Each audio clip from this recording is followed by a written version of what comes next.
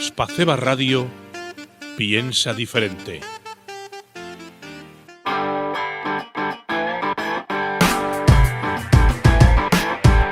Saludos cordiales. Comenzamos la sección de opinión. Buenas tardes desde Aspaceba Radio piensa diferente. Continuamos con nuestra sección cultural, donde semanalmente invitamos a diferentes personajes públicos relacionados con la cultura extremeña, nacional e internacional. Hoy tenemos con nosotros, damos la bienvenida a Eva Baroja, periodista del periódico El País. Eva, buenas tardes. Buenas tardes, Pedro. ¿Qué tal? ¿Cómo estáis, chicos? ¿Qué tal? Genial. Encantado de que estés con nosotros y que pases unos minutos en nuestra sección cultural. Pero si me permites, antes de comenzar la entrevista, te presento a todos nuestros colaboradores. David Tardío, Daniel Viejo, Marcos Millán. Como nueva colaboradora y primera entrevista esta tarde tenemos a María Ferreira y que les habla Pedro Montero. Pues sin más, comenzamos. Desde muy pequeña ha trabajado en radio, televisión y actualmente trabaja en el periódico El País. ¿Cómo es un día cualquiera en tu trabajo? Pues mira, en mi trabajo, Marcos, el día empieza en torno a las 10 de la mañana, ¿vale? Es verdad que en los periódicos suele haber distintos turnos. Yo como no me dedico, por ejemplo, a cubrir un partido o un partido político, ¿no? O no me dedico más a los temas más de actualidad pura y dura, yo empiezo a las 10 y acabo a las 6. Entonces, nada, a las 10 llego al periódico, solemos tener una reunión con los jefes para ver un poco hacia dónde va el día. Y mi día, la verdad es que cada día es diferente, porque unos días pues tengo una entrevista y me tengo que ir a grabar fuera. La semana pasada, por ejemplo, me tuve que ir a Zaragoza también a grabar otras 2 entrevistas.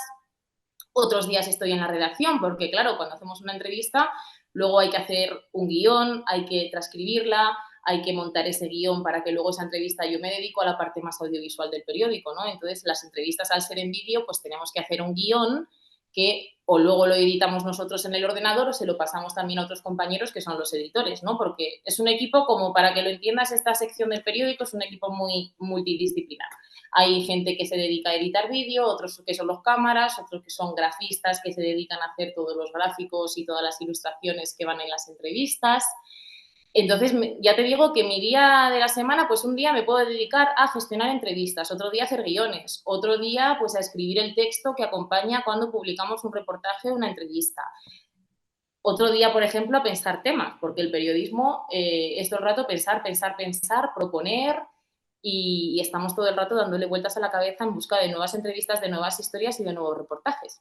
Buenas tardes, Eva. Hola, ¿qué tal, David? Encantada. Encantado igualmente.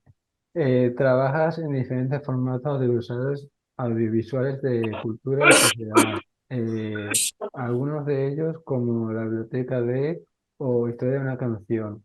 Cuéntanos qué bibliotecas o escritores te han impresionado más especialmente y qué artistas o canciones se te han quedado grabadas en la memoria.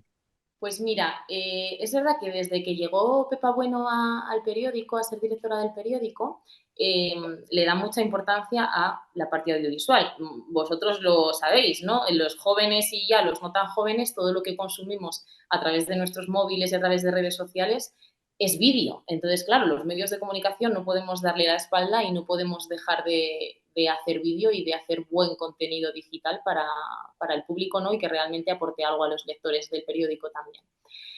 Entonces se nos ocurrió pues hacer distintos formatos que fuesen de cultura, que fuesen un poquito diferentes a lo que estamos acostumbrados a ver o a las entrevistas estas de promoción que muchas veces vemos en los periódicos pero que no tienen más recorrido, ¿no? Entonces, de las bibliotecas, mira, llevo ya, con ese formato llevo 1 año y pico ya haciéndolo. Y hay 3 que me han marcado especialmente. Una fue la primera, que fue la de Arturo Pérez Reverte, que me costó muchísimo convencerle porque sabéis que Arturo Pérez Reverte es una persona que es un escritor muy consagrado y también es muy celoso de su intimidad. Entonces, nunca había entrado una cámara de fotos y mucho menos una cámara de vídeo a su casa. Entonces, convencerle de ir a grabar dentro de su casa ya y que lo entendiese, ¿no? Y que nos diese ese regalo de poder entrar dentro de su biblioteca, que es una auténtica joya, pues ya fue una maravilla y un lujo. Arturo Pérez Reverte tenía una biblioteca, chicos, de 3 plantas. O sea, que eso yo no lo he vuelto a ver en ninguna de las otras casas de escritores consagradísimos y famosísimos de las que he estado, ¿no? Él es un señor y una personalidad y un escritor muy bibliófilo, que siempre busca las primeras ediciones y busca libros que realmente pues son incunables muchos y tienen mucha historia y son libros que se venden pues en mercados muy concretos. Entonces era como entrar en un castillo y en un palacio y en una biblioteca, vamos, historiquísima. Entonces fue una experiencia maravillosa y sobre todo él, que es un escritor cultísimo y luego mucho menos, él siempre va muy de provocador y tal, y luego en las distancias cortas es súper amable, súper generoso, súper cercano. O sea que solo puedo decir cosas buenas y fue una gozada y además también estrenar la sección con él, que es un personaje que tiene mucho público y muy merecido, ¿no? Entonces esa fue una delicia. Luego también Mario Vargas Llosa, yo estudié filología hispánica también con periodismo, entonces conseguir entrevistar a un premio Nobel, pues claro, es algo que siempre se te queda ahí y que no lo consigues todos los días, que luego fue muy gracioso porque me enteré a posteriori un día me coge por banda el jefe de cultura del periódico y me dice, ¿sabes que has dado la exclusiva de que se ha separado de Isabel Preisler? Y yo, ¿qué me dices? Y me dice, sí, porque claro, fuisteis a grabar a la casa de la calle Flora en el centro de Madrid, entonces ya se vio que él estaba allí y que no estaba viviendo con Isabel Preisler, que viven a las afueras, ¿no? En un chalet que tiene ella por ahí en Puerta del Hierro. Entonces esa también tuvo una anécdota curiosa y con Mario Vargas Llosa, por la agenda que tiene y por todos los compromisos, ¿no? Al ser un escritor tan internacional y una de las grandes figuras de la literatura universal, pues nos costó, por ejemplo, me costó muchísimo conseguir cerrar una fecha, porque es verdad que son gente que es poco accesible, ¿no? Que les ves de vez en cuando, pues a lo mejor cuando sacan un libro, que dan alguna entrevista, pero más allá de eso no hacen absolutamente nada.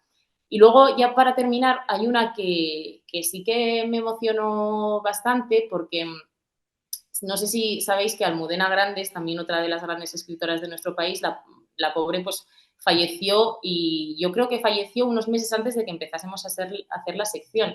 Entonces a mí se me quedó con la cosita de que nos hubiese encantado pues hacerle esta entrevista porque ella además también era una escritora que valoraba muchísimo su biblioteca, que hablaba mucho de su biblioteca, ¿no? Que además las bibliotecas dicen muchísimo de cualquier persona y más si se dedica a la cultura y a la literatura.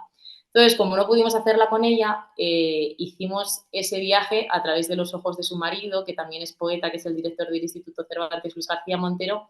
Entonces, esa fue una entrevista diferente porque no era el propio escritor el que nos descubría su biblioteca, sino que era su marido el que nos enseñaba y nos hablaba de cómo era la Almudena Grandes lectora.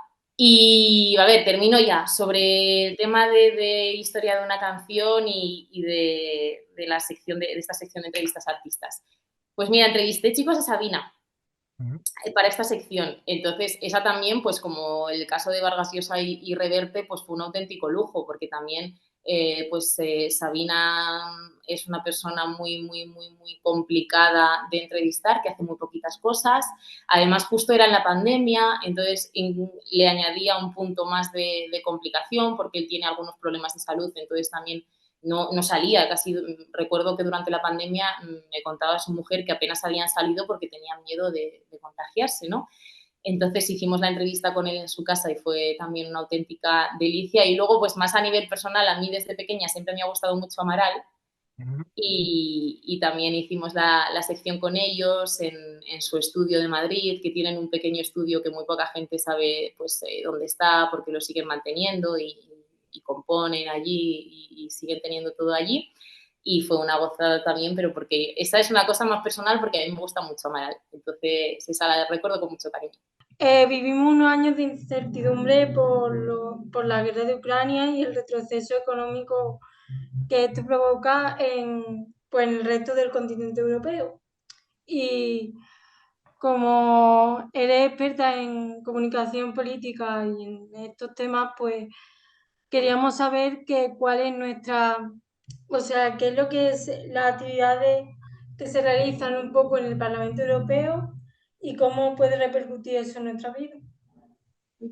Pues fijaros, el Parlamento Europeo influye muchísimo más de lo que pensamos en nuestra vida cotidiana. Al final, la mayoría de leyes y la mayoría de directivas europeas y todas las leyes que se aplican en España dependen de lo que se toma, de las decisiones que se toman a nivel global en la Unión Europea.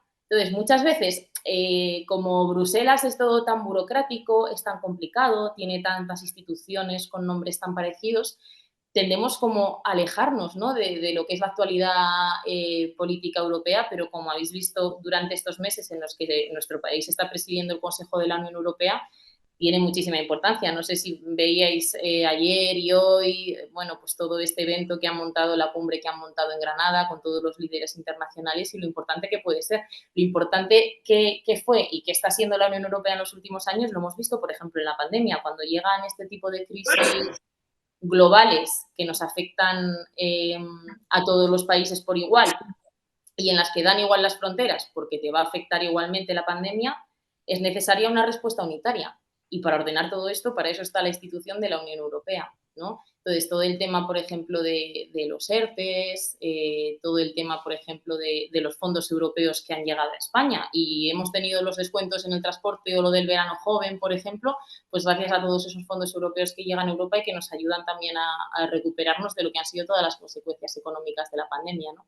Entonces, yo creo que cuando vienen momentos difíciles, como la guerra de Ucrania con todos los problemas energéticos también que ha tenido, ahora ya menos, y el tema de la pandemia con la vacunación y con toda la legislación que se tuvo que poner en marcha tan rápido, pues es cuando nos damos cuenta de, que Europa nos afecta en nuestra vida cotidiana, ¿no? Y qué importante que tengamos ese respaldo y que podamos acudir a ella y que formemos parte de ella.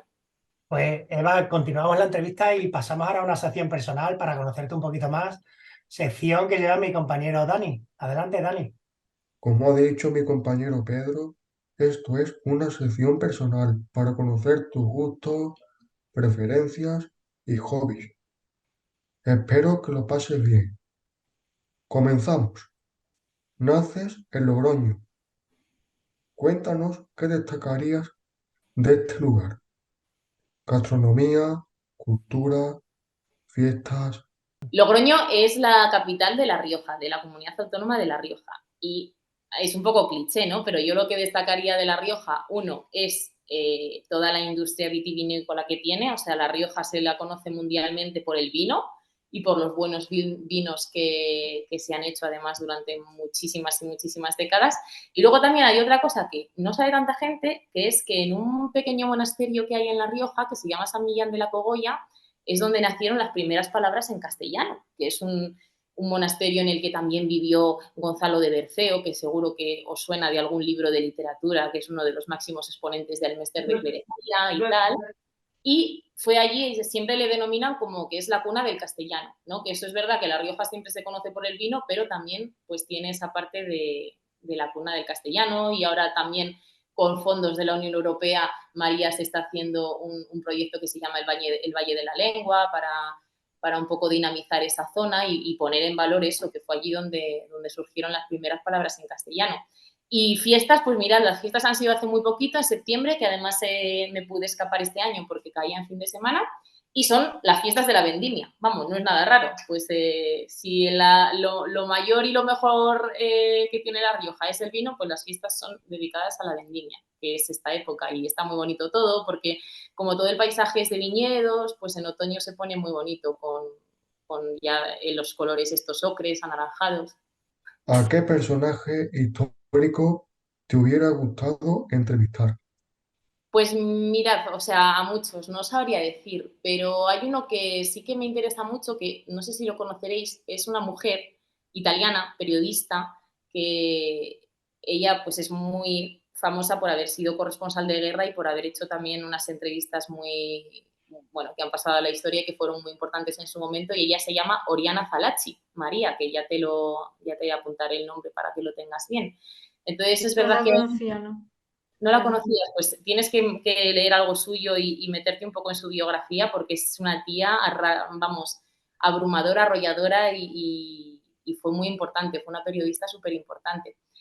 Y yo qué sé, pues me gustaría, pues por ejemplo, a Clara Campoamor, me encantaría, por ejemplo, a Nelson Mandela también, me encantaría poder entrevistarle. Adolfo Suárez, por ejemplo, me parece un personaje también que supuso mucho para la historia de España y que fue muy interesante. Y ya si nos vamos más para atrás, más para atrás, más para atrás, pues, hombre, a Isabel la Católica me encantaría también. Todo lo que sean mujeres influyentes en la historia, todo eso me interesa mucho, Daniel. ¿Cuál es tu lugar favorito para desconectar de tu trabajo o para viajar de vacaciones? Pues mirad, a mí me gusta muchísimo Londres, porque mi chico, que también es periodista, fue durante 7 años corresponsal del periódico El Mundo allí.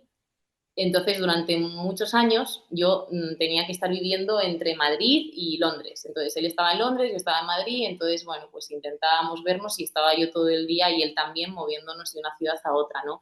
Luego vino la pandemia y es verdad que con el teletrabajo pasaba más temporadas allí seguidas y entonces para mí Londres es una ciudad, para mí la ciudad del amor es Londres, vamos, una ciudad además multicultural, súper sorprendente, que yo antes de conocerla yo decía, va, Londres es lo que he visto en las películas, ¿no? Bueno, pues sí, el Big Ben y Westminster y el Hyde Park y no sé qué, bueno, pues no, o sea, cada rincón de Londres es único y además es una ciudad que por mucho que la conozcas, por mucho que la patees, yo la he pateado como nadie, porque además durante la pandemia que pasé allí largas temporadas no había nada que hacer, estaba todo cerrado, solo podías salir a pasear y nunca dejas de descubrir cosas nuevas. Entonces, para mí es una ciudad que me tiene enamorada y que ahora ya que mi chico se mudó a Madrid hace casi 2 años, lo echo mucho de menos. Y para mí es el sitio en el que, vamos, estoy deseando ir solo para desconectar y para reencontrarme con la ciudad y para redescubrirla.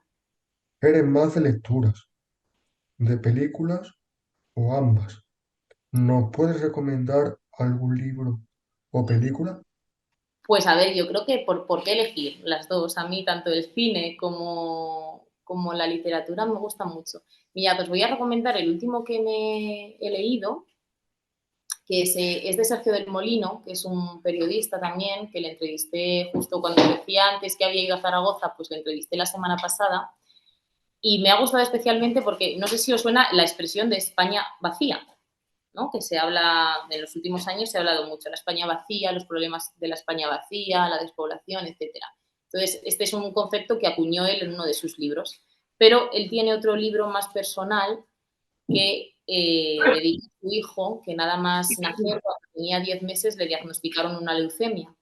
Entonces, en ese libro cuenta cómo es, bueno, desde el punto de vista de la paternidad, vivir una enfermedad tan grave en un niño tan pequeño, ¿no? En un bebé. Y esto era además en un momento, lo escribió hace 10 años, entonces tampoco se hablaba tanto de cáncer, tampoco se visibilizaba tanto el cáncer infantil.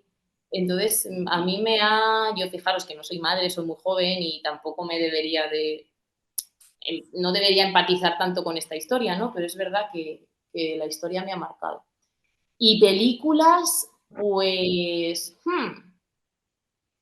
no sé, voy a tirar también por la última que he visto, que me ha gustado mucho, la última de Woody Allen. A mí Woody Allen me gusta mucho, es verdad que siempre hace un poco la misma película. La última se llama Golpe de Suerte, está ahora en el cine y la pude ver el otro día y está muy bien. Y justo esta noche voy a ir a ver otra de una directora que se llama Arantxa Echevarría, que ella se hizo muy famosa por una película que se llama Carmen y Lola, que habla de 2 chicas gitanas y tal, y ahora ha sacado una peli que se llama Chinas, que también habla de un poco la comunidad china en España y los problemas a los que se enfrentan 2 niñas, una es adoptada y otra es de una familia china que ha venido a trabajar aquí en España. Justo voy a presentarla con la directora el domingo en un coloquio y tal, y creo que me va a gustar mucho. Entonces ya os contaré, la voy a ver hoy y si me gusta, pues también os la recomiendo. Muchas gracias, Eva, por la Nada, sección personal a ti, y Daniel. damos paso a mi compañero Pedro. Adelante. Pues muchas gracias, Dani, por tu sección personal.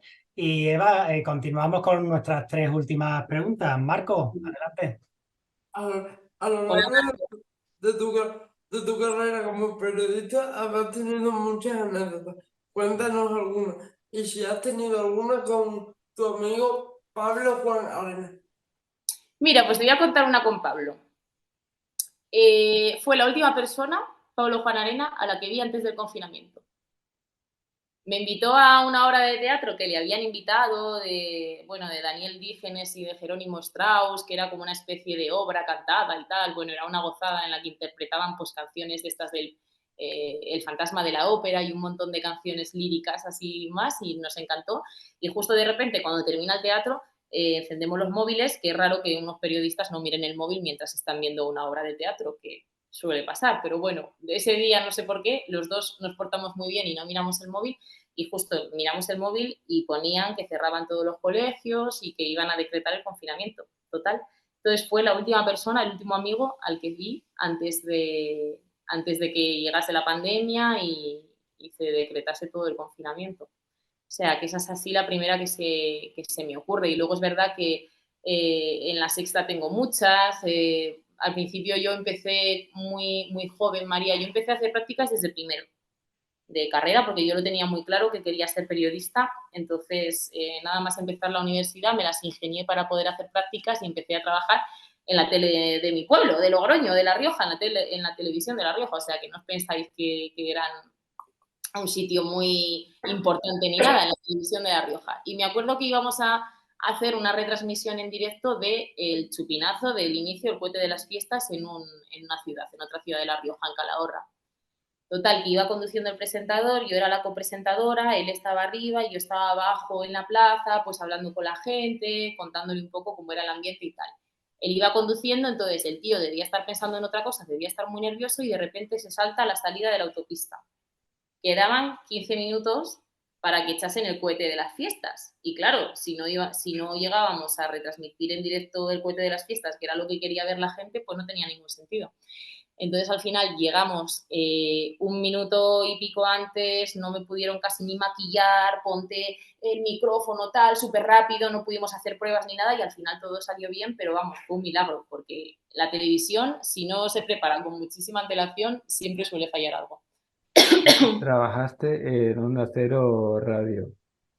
A algunos de nosotros nos gustaría ser periodistas. ¿Puedes darnos algunos consejos para ser unos grandes periodistas como tú? Pues mira, yo siempre cuando llegué a la universidad me acuerdo mucho, David, de una charla que nos dio un profesor de economía, que además era un poco de estos que dicen frases lapidarias, ¿sabes? Y él nos dijo que, claro, que había tanto periodista, que teníamos que diferenciarnos desde el primer momento y tal. Entonces, hay muchas formas de diferenciarse. O sea, yo lo veo en Marcos, por ejemplo, ¿no? Que él dice que le encanta el periodismo deportivo. Pues si ya lo tienes tan claro que te gusta el periodismo deportivo, a por el periodismo deportivo. O sea, a saber el qué más, a informarte de todo, a saber, a escuchar radio deportiva, a ver teledeportiva, a ver fútbol, a interesarte por todo. Entonces, por esa parte ya lleváis un montón de camino ganado, porque luego en una empresa, cuando os vayan a contratar para hacer prácticas o para cualquier otro tipo de cosas, ya van a ver que hay un pozo y que realmente, pues, domináis el tema y que os interesa. Otra cosa de la que decía antes, pues empezar a hacer prácticas cuando podáis. Muchas veces la universidad no deja por el tema de las prácticas curriculares y tal, pero intentadlo. Así que eso os recomiendo. Y luego las redes sociales también es una herramienta súper útil para los periodistas o los que queráis ser periodistas. Al hilo de lo que decía mi compañero Marco, yo quería preguntarte, porque leí hace un tiempo que te definías como una persona inquieta, que tenía muchos planes del futuro cuando empezaste, como tú has dicho, ya a ejercer la profesión y tal. Y yo, pues a raíz de una entrevista que vi como lo que ha dicho Pedro al principio, de tu sección en el español tal, que entrevistaste a Neil Moliner, y él habla mucho de la libertad y eso. ¿Crees que la profesión de periodismo da mucha libertad al que la ejerce? Y si crees que la da, y si crees que a los jóvenes pues esa profesión nos va a hacer ser más libres, adquirir más cultura, nos va a hacer pues no solo tener una, ¿cómo decirlo? No solo tener una carrera profesional, sino nos va a hacer avanzar más en la vida en sí, en general, que eso también es importante. Totalmente. Es que al final es una profesión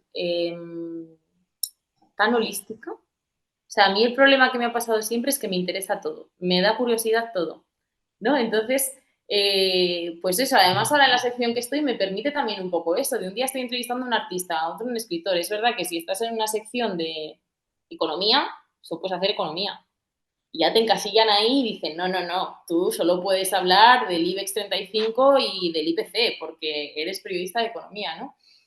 Entonces es verdad que, claro, para mí el periodismo, vamos, ¿qué os voy a decir, chicos? Si es que yo lo tenía claro desde que tenía 8 años, que sacaron un concurso en el periódico de La Rioja buscando reporteras escolares que mandasen redacciones y articulitos desde el colegio, y me apunté a eso y me eligieron reportera escolar.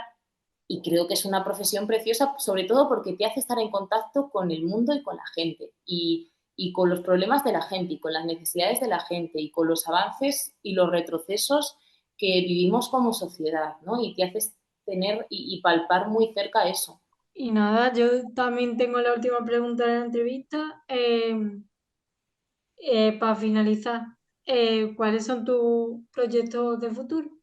Pues fíjate que no te lo sabría decir muy, muy claro, ¿no? Yo creo que mi futuro está en Madrid, porque, bueno, pues mi vida está aquí. Es verdad que los medios de comunicación y donde pasa todo, no sé si por suerte o por desgracia, es en Madrid. Espero que eso vaya cambiando y también se dé más espacio y más protagonismo a la España periférica, pero hoy por hoy todos los medios grandes están en Madrid, ¿no? Me gustaría seguir en el país, no sé si haciendo lo que estoy haciendo ahora o en otra sección o en otra cosa, porque también va todo tan rápido y cambia todo tan rápido que no tienes ni idea, ¿no? Y lo que sí que me gustaría también es estar vinculada y hacer otras cosas. A mí me gusta mucho la vida en la redacción y me gusta mucho mi trabajo, pero siempre, pues, si me llaman para presentar un coloquio de una película, pues voy encantada. Si me llaman para presentar un evento del Parlamento Europeo, pues también estoy encantada. Me gusta mucho estar en contacto con otras empresas, con salir un poco de ese mundo periodístico que al final somos un poco burbuja, ¿no? Y que muchas veces está bien conocer lo que se hace fuera, y que la comunicación, muchas veces hablamos del periodismo, y parece que el periodismo solo es trabajar en un medio de comunicación, pero hay otras muchas salidas del periodismo, ya sea por trabajar como asesor o en un gabinete de prensa o de comunicación en un ministerio, en el gobierno, en una comunidad autónoma, ser jefe de prensa o estar en una agencia de comunicación de una empresa. Al final, hoy en día, en una sociedad tan global y en el que la comunicación es tan importante, este tipo de perfiles son esenciales en cualquier empresa, y todas las empresas tienen su equipo de comunicación y de marketing o lo externalizan a través de agencias. Así que no lo sé, mi futuro en Madrid, espero que en el país, y espero que pues sigan surgiendo muchas oportunidades y entrevistas también como estas, que me gustan mucho y me gusta mucho conoceros, la verdad, chicos. Pues Eva Baroja, periodista del periódico El País, muchísimas gracias por compartir unos minutos con nosotros y sobre todo por dar mayor visibilidad a nuestro proyecto de radio. Muchísimas gracias. Por supuesto. Tenéis un proyecto precioso, Pedro, y así que os doy la enhorabuena.